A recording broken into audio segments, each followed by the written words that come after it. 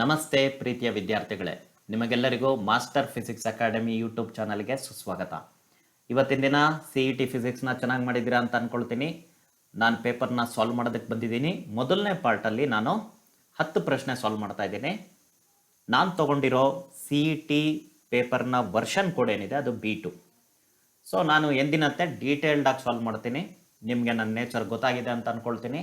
ನಾನು ಆದಷ್ಟು ಶಾರ್ಟ್ಕಟ್ಸ್ನ ಅವಾಯ್ಡ್ ಮಾಡ್ತೀನಿ.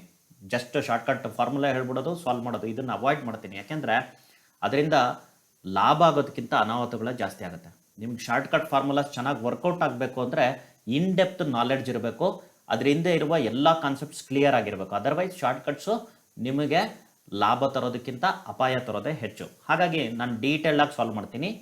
ಇನ್ನೊಂದು ಕಾರಣ ಏನಪ್ಪ ಅಂದರೆ ಇದೇ ಪ್ರಶ್ನೆಗಳು ಅಥವಾ ಇದೇ ಥರದ ಪ್ರಶ್ನೆಗಳು ನಿಮಗೆ JEE ಮತ್ತು ನೀಟಲ್ಲಿ ಕೂಡ ಬರ್ಬೋದು, ರಿಪೀಟ್ ಆಗ್ಬೋದು. ಹಾಗಾಗಿ ಈ ವಿಡಿಯೋಸ್ನ ತಪ್ಪದೆ ಕೊನೆ ತನಕ ನೋಡಿ ಇದರ ಲಾಭ ಪಡೆದುಕೊಳ್ಳಿ ಅಂತ ನಾನು ಹೇಳ್ಕೊಳ್ತೀನಿ.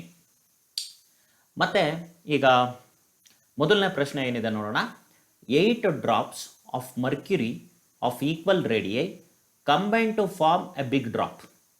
The capacitance of the bigger drop as compared to each smaller drop is. ಈ ಪ್ರಶ್ನೆ ಬಹಳ ಕಾಮನ್, ಇದು ಬಹಳಷ್ಟು ಸರಿ ಕಾಂಪಿಟೇಟಿವ್ ಎಕ್ಸಾಮ್ಸಲ್ಲಿ ರಿಪೀಟ್ ಆಗಿದೆ. ಇಲ್ಲಿ 8 ಅನ್ನೋ ಬದಲು 27 ಕೂಡ ಬರುತ್ತೆ. ಓಕೆ, ನೀವು ಗಮನಿಸಿದ್ರೆ ಈ ನಂಬರ್ ಏನಿದೆ ಅದು ಪರ್ಫೆಕ್ಟ್ ಕ್ಯೂಬ್ ಆಗಿರುತ್ತೆ. ಯಾಕೆ ಅಂತ ನಾನು ನಿಮಗೆ ಜನರಲ್ ಆಗಿ ಸಾಲ್ವ್ ಮಾಡ್ತಾ ನಿಮ್ಗೆ ಹೇಳ್ಕೊಡ್ತೀನಿ. ಅಕಸ್ಮಾತ್ 8 ಡ್ರಾಪ್ಸ್ ಬದಲು N ಡ್ರಾಪ್ಸ್ ಅಂತ ಕೊಟ್ಟಿದ್ದಾರೆ ಅಂತ ಇಟ್ಕೊಳ್ಳೋಣ. ಸೊ N ಮರ್ಕ್ಯುರಿ ಡ್ರಾಪ್ಸ್ ಇದೆ. ನಾನು ಸುಮ್ಮನೆ ಒಂದು ಫ್ಯೂ ಮರ್ಕ್ಯುರಿ ಡ್ರಾಪ್ಸ್ನ ಬರೀತಿದ್ದೀನಿ. ಪ್ರತಿಯೊಂದು ಮರ್ಕ್ಯುರಿ ಡ್ರಾಪ್ಸಿಗೂ ರೇಡಿಯಸ್ R ಇದೆ ಅಂತ ಇಟ್ಕೊಳ್ಳಿ. ಓಕೆನಾ? ಪ್ರತಿಯೊಂದು ಮರ್ಕ್ಯುರಿ ಡ್ರಾಪ್ಗೆ ಕೆಪಾಸಿಟೆನ್ಸ್ ಎಷ್ಟಿರುತ್ತೆ ಅದನ್ನು ನಾನು CS ಅಂತೀನಿ. S ಅಂದರೆ ಸ್ಮಾಲ್. ಸೊ ಇದು ಥಿಯರಿ ಎಕ್ಸಾಮಲ್ಲಿ ಡೈರೆಕ್ಟಾಗಿ ಇನ್ಕ್ಲೂಡ್ ಆಗಿಲ್ಲ ನಿಮಗೆ. ಓಕೆ, ಬಟ್ ನಿಮಗೆ ಗೊತ್ತಿರೋ ನಾಲೆಡ್ಜಲ್ಲಿ ಇದನ್ನು ಡಿರೈವ್ ಮಾಡ್ಬೋದು. ನಾನು ಮುಂದೆ ಯಾವುದಾದ್ರೂ ವಿಡಿಯೋದಲ್ಲಿ ಇದ್ರ ಬಗ್ಗೆ ಮಾಹಿತಿ ಕೊಡ್ತೀನಿ. Capacitance of A spherical capacitor ಏನಿದೆ ಅದು 4πε0 R ಇರುತ್ತೆ, ಅಂದರೆ ರೇಡಿಯಸ್ 4πε0 ಇಂಟು ರೇಡಿಯಸ್. ಈ ಫಾರ್ಮುಲಾನ ಸದ್ಯಕ್ಕೆ ನೆನಪಲ್ಲಿ ಇಟ್ಕೊಳ್ಳಿ. ನಾನು ಮುಂದಿನ ವಿಡಿಯೋಗಳಲ್ಲಿ ಇದು ಹೇಗೆ ಅನ್ನೋದನ್ನು ಕೂಡ ತಿಳಿಸ್ಕೊಡುವ ಪ್ರಯತ್ನ ಮಾಡ್ತೀನಿ. ಈಗ N ಸ್ಪಿಯರ್ ಏನಿದೆ ಅವೆಲ್ಲ ಕಂಬೈನ್ ಆಗಿ ದೊಡ್ಡ ಸ್ಪಿಯರ್ ಆಗೋಯ್ತು. ದೊಡ್ಡ ಸ್ಪಿಯರ್ಗೆ ರೇಡಿಯಸ್ ಎಷ್ಟು ಬರುತ್ತೆ? R. ಅದಕ್ಕೆ ಕೆಪಾಸಿಟೆನ್ಸ್ ಎಷ್ಟಿರುತ್ತೆ? CB ಅಂತ ತಗೊಳ್ಳೋಣ. B for big. Okay, so ಖಂಡಿತವಾಗ್ಲೂ CBಗೆ ಏನು ಬರುತ್ತೆ ಫಾರ್ಮುಲಾ? 4πε0 into capital R. ಈಗ ನಿಮಗೆ ಏನು ಕಂಡುಹಿಡಿಬೇಕಾಗಿದೆ ಅಂದರೆ ಈ ಕ್ಯಾಪಿಟಲ್ ಆರ್ನ ಸ್ಮಾಲ್ ಆರ್ ಟರ್ಮ್ಸಲ್ಲಿ ಹೇಗೆ ಬರೀಬೇಕು ಇದು ಗೊತ್ತಾಗಬೇಕು. ಸೊ ಅದಕ್ಕೋಸ್ಕರ ಈ ಕಂಬೈನ್ ಮಾಡೋಕ್ಕಿಂತ ಮುಂಚೆ ಏನು ಕಾನ್ಸ್ಟೆಂಟ್ ಇದೆ ಅನ್ನೋದನ್ನು ತಿಳ್ಕೊಳ್ಬೇಕು. ಏನು ಕಾನ್ಸ್ಟೆಂಟ್ ಇದೆ? ವಾಲ್ಯೂಮ್. ಓಕೆ, ಇಲ್ಲಿರೋ ಎಲ್ಲ ಸ್ಪಿಯರಿನ ವಾಲ್ಯೂಮ್ ಅಂದರೆ N times volume of small sphere is equal to ಒಂದೇ ಒಂದು ಬಿಗ್ ಸ್ಪಿಯರ್ ಆಗಿರೋದಲ್ವಾ, is equal to volume of the bigger sphere. ಇದು ಫಾರ್ಮುಲಾ ನೆನಪಲ್ಲಿ ಇಟ್ಕೊಳ್ಳಿ. ಸೊ ವಾಲ್ಯೂಮ್ಗೆ, ಸ್ಪಿಯರಿನ ವಾಲ್ಯೂಮ್ಗೆ ನಿಮಗೆ ಫಾರ್ಮುಲಾ ಗೊತ್ತಿದೆ ಏನದು? 4/3π ಇಂಟು ರೇಡಿಯಸ್ ಕ್ಯೂಬ್. ಸ್ಮಾಲರ್ ಸ್ಪಿಯರ್ಗೆ ಸ್ಮಾಲ್ ಆರ್ ಇದೆ. So volume of bigger sphere ಏನಿದೆ ಅದು 4/3π ಇಂಟು ಕ್ಯಾಪಿಟಲ್ ಆರ್ ಕ್ಯೂಬ್. ಇದನ್ನು ಸಿಂಪ್ಲಿಫೈ ಮಾಡ್ತಾ ಬರೋಣ. 4/3π ಕ್ಯಾನ್ಸಲ್ ಆಯಿತು. ಹಾಗಿದ್ರೆ ಕ್ಯಾಪಿಟಲ್ ಆರ್ ಅಂದರೆ radius of bigger sphere formed ಏನಿದೆ that is equal to cube root of N times R. ಇದೇ ಶಾರ್ಟ್ಕಟ್ ಫಾರ್ಮುಲಾ. ಓಕೆ, ಇನ್ನು ಮುಂದೆ ಇದನ್ನು ಸಾಲ್ವ್ ಮಾಡೋದಕ್ಕೆ ಹೋಗ್ಬೇಡಿ. ಇದನ್ನು ಬಳಸ್ಕೊಂಡು ನೀವು ಡೈರೆಕ್ಟಾಗಿ ಉತ್ತರನ ಕಂಡುಹಿಡಿಬೋದು. ಸೊ ಇಲ್ಲಿ ನಾನು ಅದನ್ನೇ ಮಾಡ್ತಾ ಇದ್ದೀನಿ. R is equal to cube root of N. ಏನು ಅಂತ ಕೊಟ್ಟಿದ್ದಾರಪ್ಪ ಇಲ್ಲಿ? 8 ಅಂತ ಕೊಟ್ಟಿದ್ದಾರಲ್ವಾ. ಸೊ 8 ಕ್ಯೂಬ್ ರೂಟ್ ಮಾಡಿದ್ರೆ 2 ಬರುತ್ತೆ. So 2 into radius of smaller ಅಂದರೆ ರೇಡಿಯಸ್ ಡಬಲ್ ಆಗ್ತಾ ಇದೆ ಅಂತ ಗೊತ್ತಾಯ್ತು. ರೇಡಿಯಸ್ ಡಬಲ್ ಆದರೆ ಕೆಪಾಸಿಟೆನ್ಸ್ ಕೂಡ ಡಬಲ್ ಆಗಬೇಕು. ಯಾಕೆಂದರೆ they are directly proportional. C is directly proportional to radius.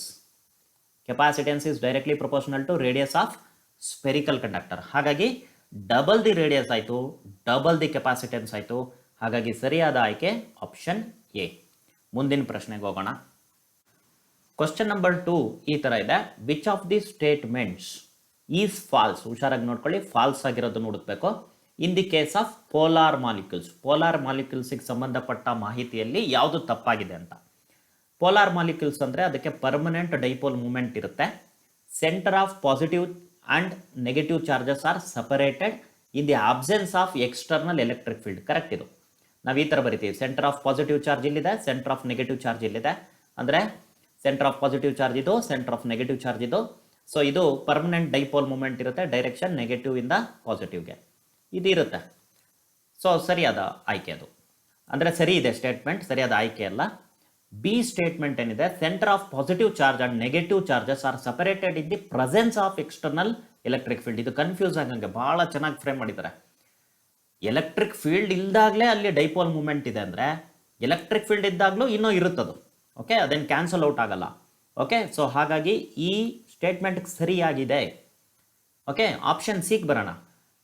Do not possess permanent dipole moment. ನಮ್ಗೆ ಡೆಫಿನೇಷನ್ ಹೇಳ್ಬಿಡುತ್ತೆ, polar molecules have permanent dipole moment even when there is no external electric field. So ಈ statement ತಪ್ಪು. So obviously ನೀವು ಸಿನ ಡೈರೆಕ್ಟಾಗಿ choose ಮಾಡ್ಬೋದು. Okay, but ನಾನು ಇಲ್ಲಿ ತಿಳಿಸೋದಕ್ಕಾಗಿ ಇರೋದ್ರಿಂದ ನಾನು ಎಲ್ಲ ಆಪ್ಷನ್ಸ್ನು ಡೀಟೇಲಾಗಿ ಹೇಳ್ತೀನಿ. ಆಪ್ಷನ್ ಸಿ ಸರಿಯಾದ ಆಯ್ಕೆ. ಬಟ್ ಡಿನಲ್ಲಿ ಏನಿದೆ ಅದನ್ನು ನೋಡ್ಬಿಡೋಣ. Ionic molecule HCl is the example of polar molecule. Yes, correct.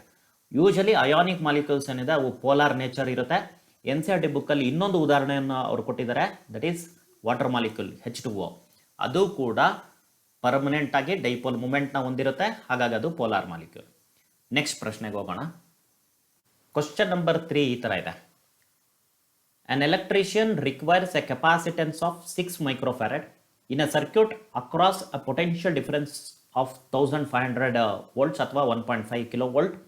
A large number of 2 microfarad capacitors which can withstand a potential difference of not more than 500 volts are available. The minimum number of capacitors required for the purposes. Electrician ಇದ್ದಾನೆ, ಅವನಿಗೆ ಎಷ್ಟು capacitance ಬೇಕಾಗಿದೆ? 6 microfarad ಬೇಕಾಗಿದೆ. ಅದನ್ನು ಅವನು ಎಲ್ಲಿ connect ಮಾಡಬೇಕು? ಅವನು ಒಂದು ಪೊಟೆನ್ಷಿಯಲ್ ಲೈನಿಗೆ ಕನೆಕ್ಟ್ ಮಾಡ್ತಾ ಇದ್ದೇನೆ, ಅಲ್ಲಿ ವೋಲ್ಟೇಜ್ ಎಷ್ಟಿದೆ? 1500 ವೋಲ್ಟ್ಸ್ ಇದೆ. ಬಟ್ ಅವನ ಹತ್ರ ಅವನಿಗೆ ಬೇಕಾಗಿರತಕ್ಕಂತಹ ಕೆಪಾಸಿಟರ್ ಇಲ್ಲ. ಬಟ್ ಏನಿದೆ? ಸಾಕಷ್ಟು 2 ಮೈಕ್ರೋಫ್ಯಾರಡ್ ವ್ಯಾಲ್ಯೂ ಇರತಕ್ಕಂಥ ಕೆಪಾಸಿಟರ್ಸ್ ಇದೆ, ಎಷ್ಟು ಬೇಕೋ ಅಷ್ಟಿದೆ. ಈಚ್ ಕೆಪಾಸಿಟರು ಏನು ಮಾಡ್ಬೋದು? ಬರೀ 500 ವೋಲ್ಟ್ಸನ್ನು ಮಾತ್ರ ತಡೆದುಕೊಳ್ಳುವ ಶಕ್ತಿ ಇದೆ. ಇದಕ್ಕಿಂತ ಜಾಸ್ತಿ ವೋಲ್ಟೇಜ್ ಕೊಟ್ಟರೆ ಅವು ಬರ್ನ್ ಆಗ್ತವೆ, ಅವು ಹಾಳಾಗ್ತವೆ. ಸೊ ನಮಗೆ ಬೇಕಾಗಿರೋದು 1500 ವೋಲ್ಟ್ಸ್ನು ತಡ್ಕೊಳ್ಳೋ ಅಂಥ ಕೆಪಾಸಿಟರ್ ಬೇಕು. ಸೊ ಹಾಗಾಗಿ ಮೊದಲಿಗೆ ಅವನು ಸೀರೀಸ್ ಕಾಂಬಿನೇಷನ್ಗೆ ಹೋಗಲೇಬೇಕು.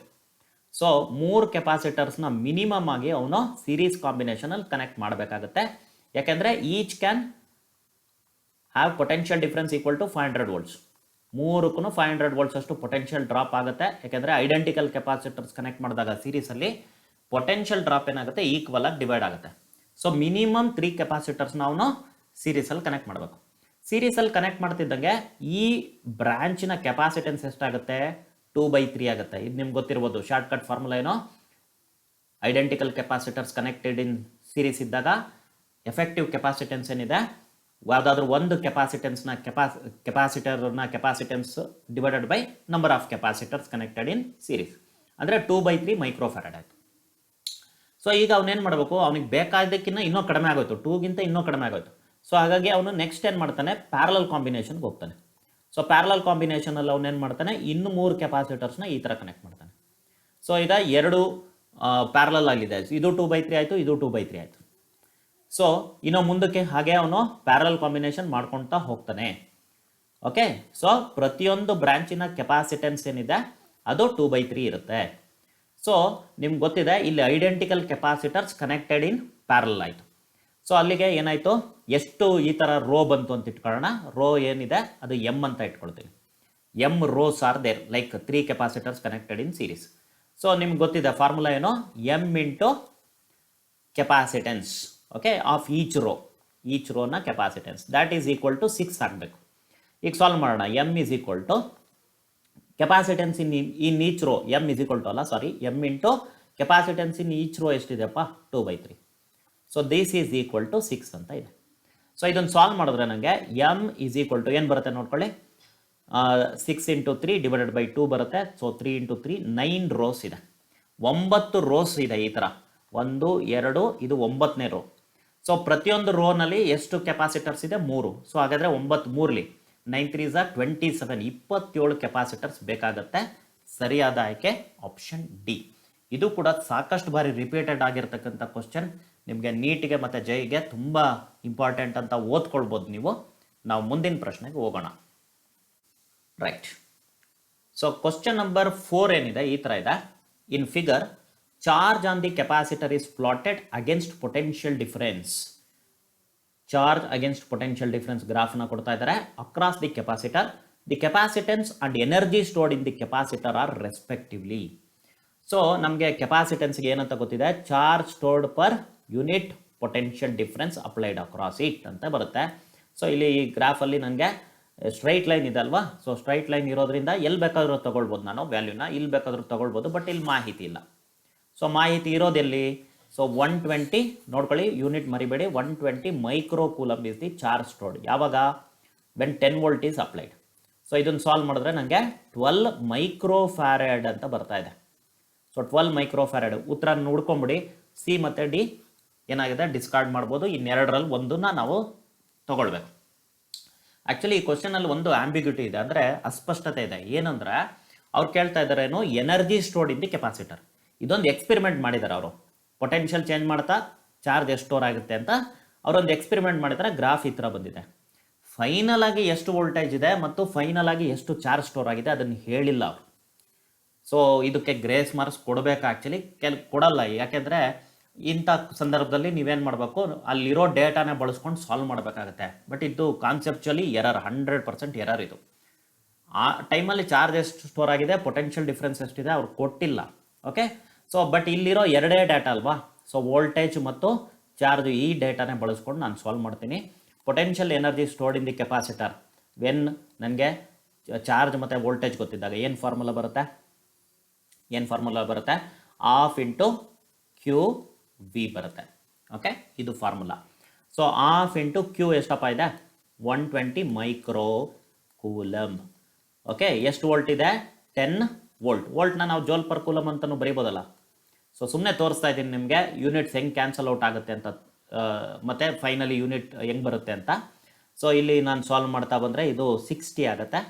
ಸೊ 60 ಮೈಕ್ರೋ ಇಂಟು 10 ಅಂದರೆ 600 ಮೈಕ್ರೋ ಜೋಲ್ಸ್ ಅಂತ ಗೊತ್ತಾಗ್ತಾ ಇದೆ. ಸೊ ಸರಿಯಾದ ಆಯ್ಕೆ ಏನಾಯಿತು, option B, 12 micro farad and 600 micro joules. Question number 5 ಈ ಥರ ಇದೆ. A wire of resistance 3 ohm is stretched to twice its original length. The resistance of the new wire will be. So ಒಂದು wire ಇತ್ತು, ಅದನ್ನು stretch ಮಾಡ್ತಾ ಇದ್ದಾರೆ. Stretch ಮಾಡಿದ್ರೆ ಬರೀ ಲೆಂತ್ ಚೇಂಜ್ ಆಗುತ್ತೆ ಅಂತ ಅಂದ್ಕೊಳ್ಬೇಡಿ, ಅದು ತಿನ್ ಆಗುತ್ತೆ. Wire becomes thin, because volume same ಇರಬೇಕಲ್ವಾ. ಸೊ ವೈರ್ ತಿನ್ ಆಗುತ್ತೆ. ಸೊ ಏರಿಯಾ ಕೂಡ ಚೇಂಜ್ ಆಗುತ್ತೆ. ಸೊ ಮೊದಲಿಗೆ ಏರಿಯಾ ಜಾಸ್ತಿ ಇತ್ತು, ಈಗ ಏರಿಯಾ ಕಡಿಮೆ ಆಗಿದೆ, ಎ ಡ್ಯಾಶ್ ಆಗಿದೆ. ಹುಷಾರಾಗಿ ನೋಡ್ಕೊಳ್ಳಿ.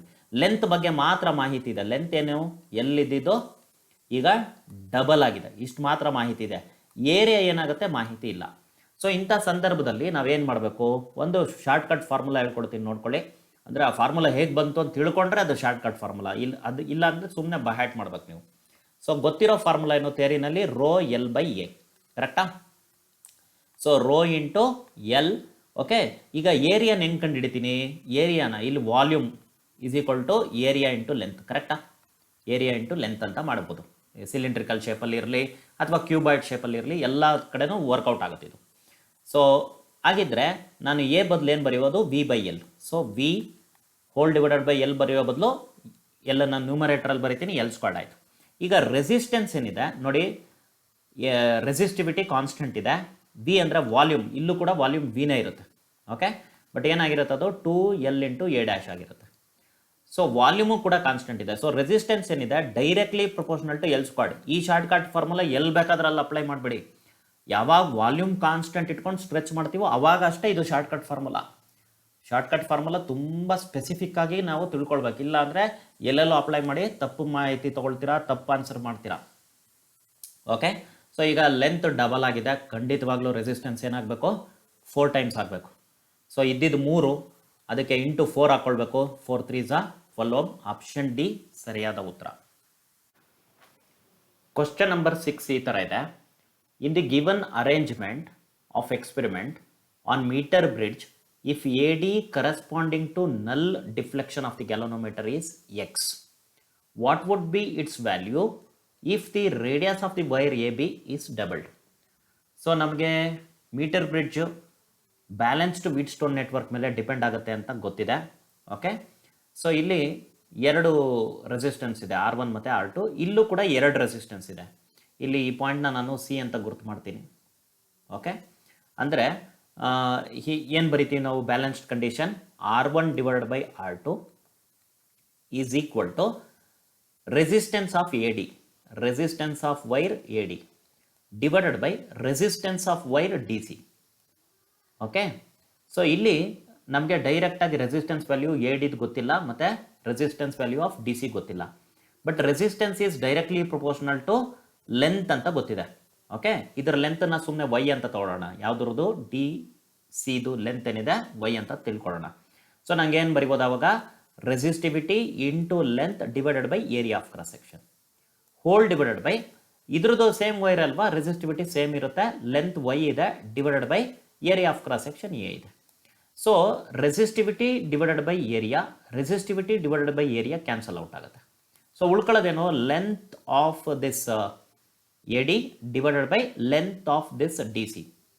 ಓಕೆ, ನೀವು ಏರಿಯಾ ಚೇಂಜ್ ಮಾಡಿದ್ರೂ ರೇಷಿಯೋ ಏನು ಬದಲಾವಣೆ ಆಗೋದಿಲ್ಲ. ಸೊ ಬ್ಯಾಲೆನ್ಸಿಂಗ್ ಲೆಂತ್ ಮೊದಲು ಎಕ್ಸ್ ಇತ್ತು, ಈಗಲೂ ಕೂಡ ಎಕ್ಸ್ ಇರುತ್ತೆ. ಸರಿಯಾದ ಆಯ್ಕೆ ಯಾವುದು, ಆಪ್ಷನ್ ಎ. ಕ್ವಶನ್ ನಂಬರ್ 7 ಈ ಥರ ಇದೆ. A copper wire of length 1 meter and uniform cross sectional area 5 into 10 to the power minus 7 meter squared carries a current of 1 ampere. Assuming that there are 8 into 10 to the power 28 free electrons per meter cube in copper, how long will an electron take to drift from one end of the wire to the other?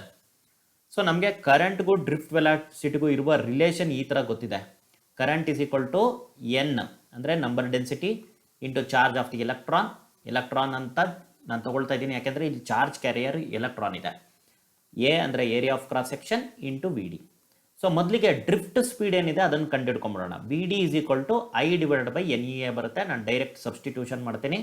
Current 1 ampere ಇದೆ, 1 divided by electron in charge ಎಷ್ಟಿದೆ, 1.6 into 10 to the power minus 19 coulomb ಇದೆ, into area of cross section ಏನಿದೆ 5 into 10 to the power minus 7 into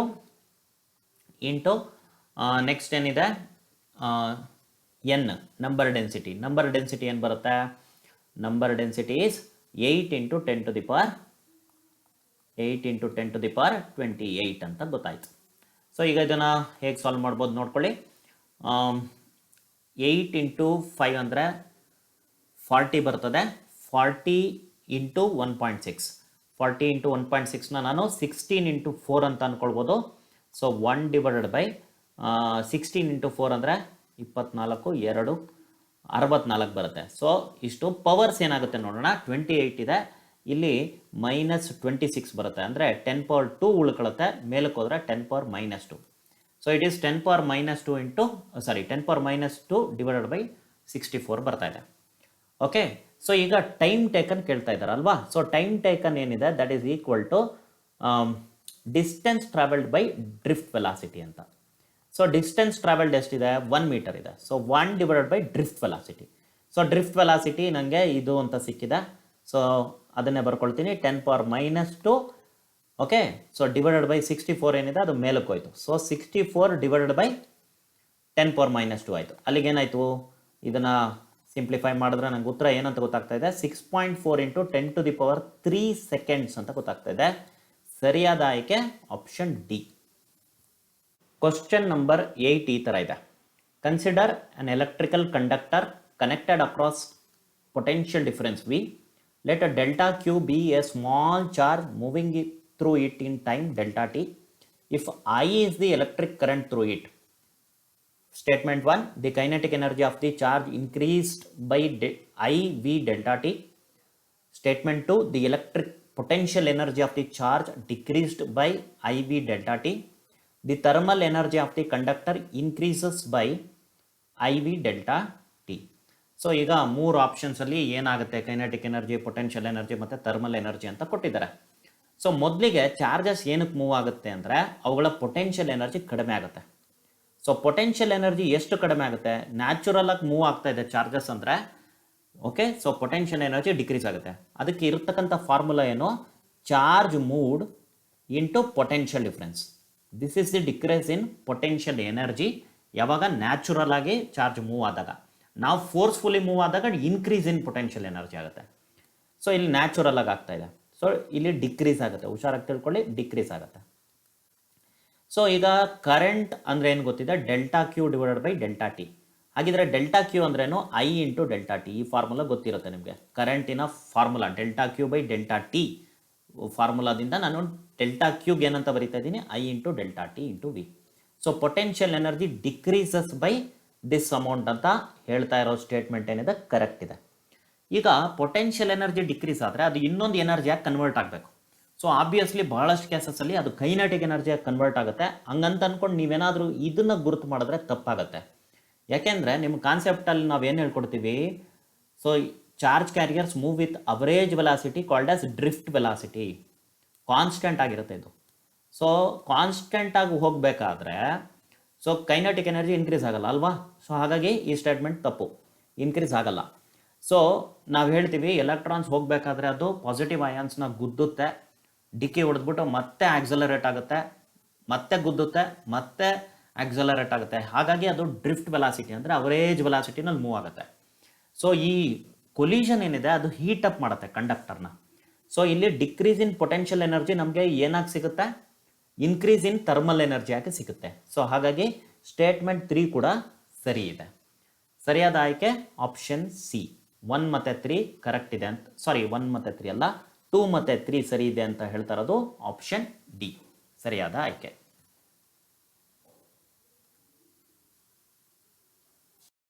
question number 9 ಈ ಥರ ಇದೆ. A strong magnetic field is applied on a stationary electron, then the electron.